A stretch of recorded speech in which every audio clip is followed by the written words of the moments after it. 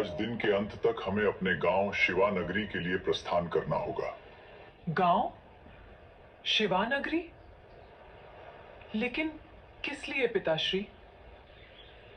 तुम्हारे चाचा के बेटे का विवाह है। ये एक आवश्यक पारिवारिक समारोह है। वहां हमारा जाना अनिवार्य है। आपको पता है कि मुझे वे धूल मिट्टी वाले गांव बिल्कुल पसंद नहीं हैं। वहां ना कोई आलीशान महल है और न ही कोई सुविधा। मैं वहां कैसे रहूंगी? बेटी, जीवन केवल इन शाही महलों और रेशमी बिस्तरों तक सीमित नहीं होता। कभी कभी इंसान को अपनी जड़ों की ओर भी लौटना चाहिए। ठीक है, मैं चलूंगी, लेकिन सिर्फ इस बार।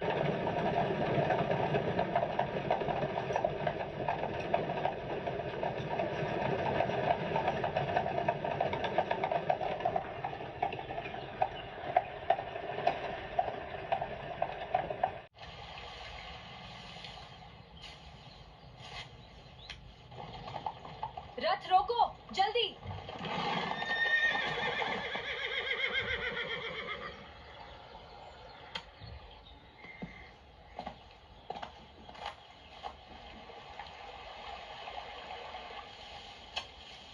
देखो, यही है असली गांव की जिंदगी। इतनी तेज धूप में भी ये किसान कम काम कर रहा है। क्या इसे थकान का एहसास नहीं होता?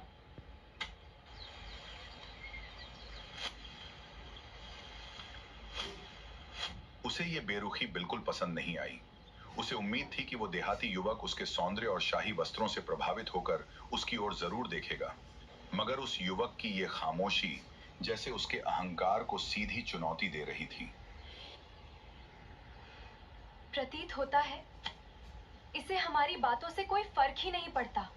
चलो यहाँ से, हमारा कीमती समय व्यर्थ हो रहा है।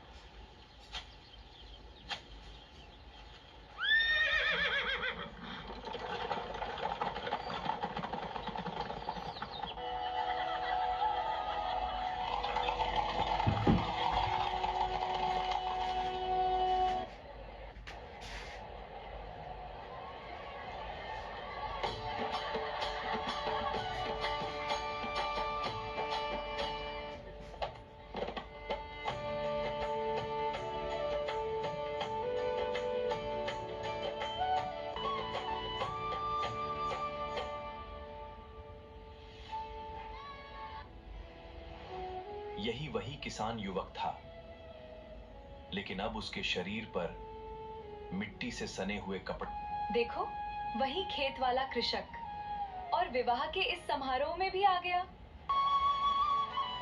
चलो थोड़ा व्यंग्य करते हैं।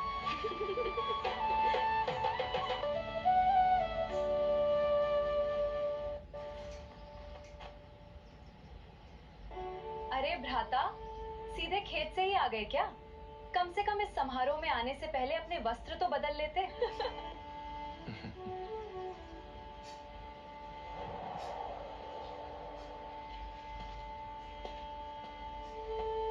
विचित्र लोग होते हैं यहाँ के।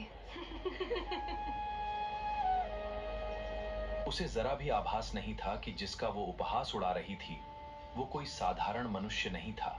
उस युवक का नाम वीरभद्र था। शिवानगरी उसका गांव जरूर था, पर उसकी पहचान केवल वहीं तक सीमित नहीं थी। पूरे आर्यावर्त के कई नगरों में उसके व्यापार का जाल बिछा था।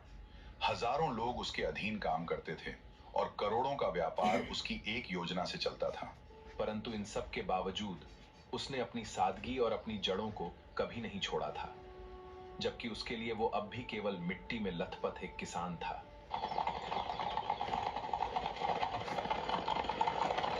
गांव के लोगों की सोच भी उनके गांव जैसी छोटी ही होती है।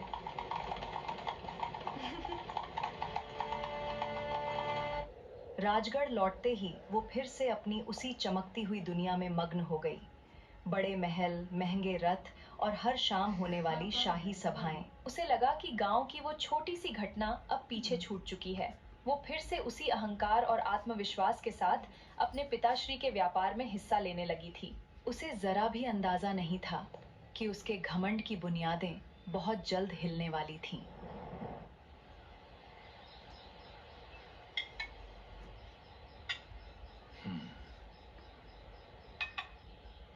देविका, कल तुम्हें हमारे एक बहुत बड़े व्यापारिक प्रोजेक्ट की महासभा में जाना होगा। किस तरह की महासभा पिताश्री? ये एक बड़ी साझेदारी की महासभा है। अगर सब ठीक रहा तो हमारे व्यापार का दायरा कई गुना बढ़ सकता है। इस बार मैं चाहता हूं कि तुम उस महासभा में हमारी ओर से प्रतिनिधित्व करो। आप चिंता मत कीजिए पिताश्री, मैं सब संभाल लूंगी।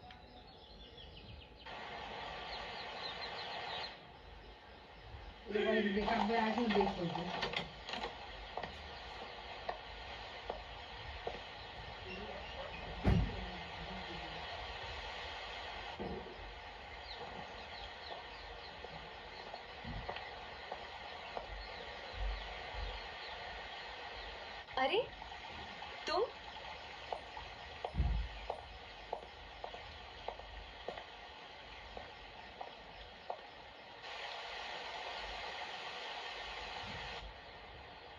लगता है खेत की मिट्टी छानकर मन भर गया है। अब नगर में कोई नौकरी ढूंढने आ गए हो?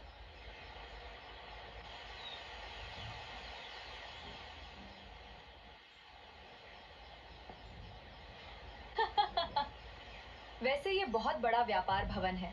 अगर तुम्हारा भाग्य अच्छा हुआ तो शायद तुम्हें यहाँ राज की नौकरी मिल जाए। महारानी जी, ये तो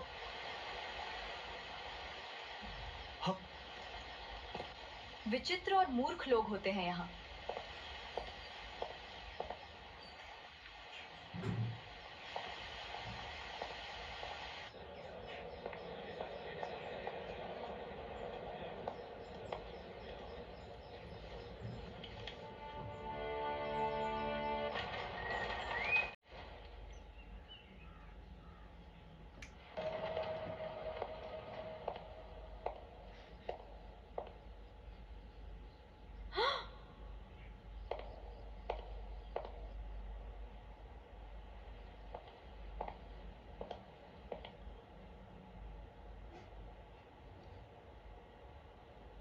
देविका को अपनी आंखों पर विश्वास नहीं हो रहा था। उसकी सांस गले में अटक गई थी। ये वही इंसान था जिसे उसने कुछ देर पहले द्वार पर अपमानित किया था। ये कौन है? क्या आप इन्हें नहीं जानती? ये इस पूरे महासंघ के स्वामी हैं, श्री वीरभद्र।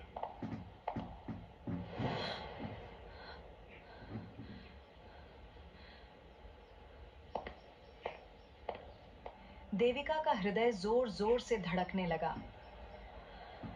उसे ऐसा लगा जैसे जमीन उसके पैरों तले से खिसक गई हो। यही इनके भाग्य में लिखा है, राज रक्षक की नौकरी मिल जाए।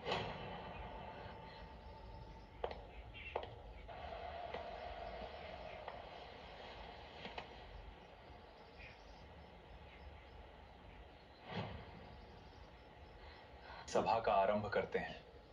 हमारी नई योजना राजगढ़ के व्यापार को नई दिशा देगी।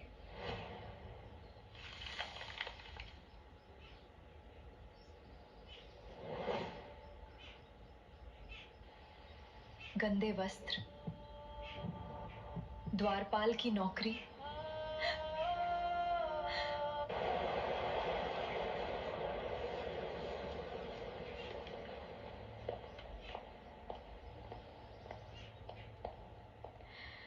मुझे उनसे माफी मांगनी होगी।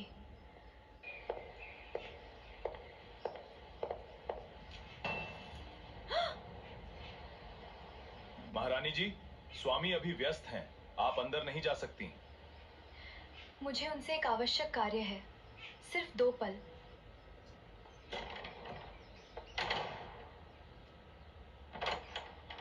स्वामी का आदेश है कि अभी किसी को अंदर आने की अनुमति नहीं है। आज उसे समझ आ गया था कि इंसान की पहचान उसके वस्त्रों से नहीं होती।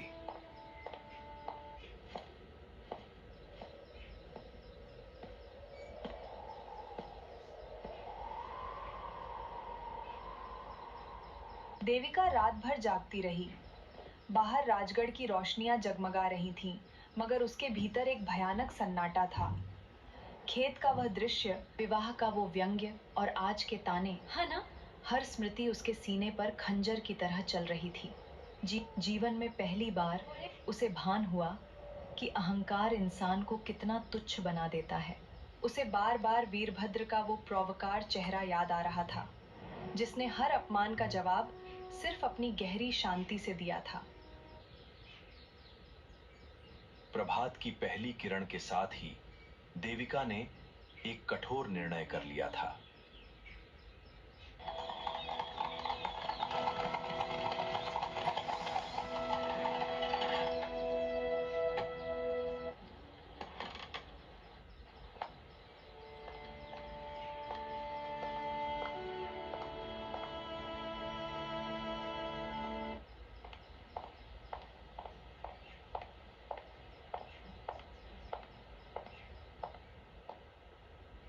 मुझे स्वामी वीरभद्र से भेंट करनी है।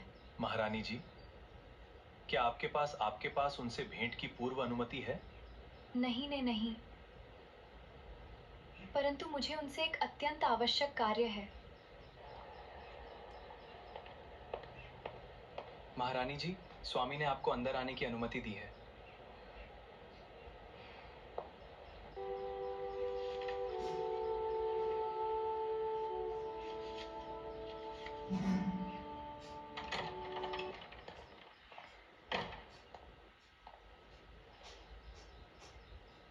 कहिए, क्या कार्य है? मैं यहाँ क्षमा मांगने आई हूँ, कल के लिए और उससे पूर्व जो भी मैंने कहा उसके लिए। तो अब अचानक ये क्षमा क्यों? क्या इसलिए कि अब आपको मेरी शक्ति और धन का भान हो गया है? नहीं, मैंने आपको केवल एक साधारण कृषक समझकर जो अपमान किया वो मेरा अहंकार था। मैं अपनी भूल मानती हूँ।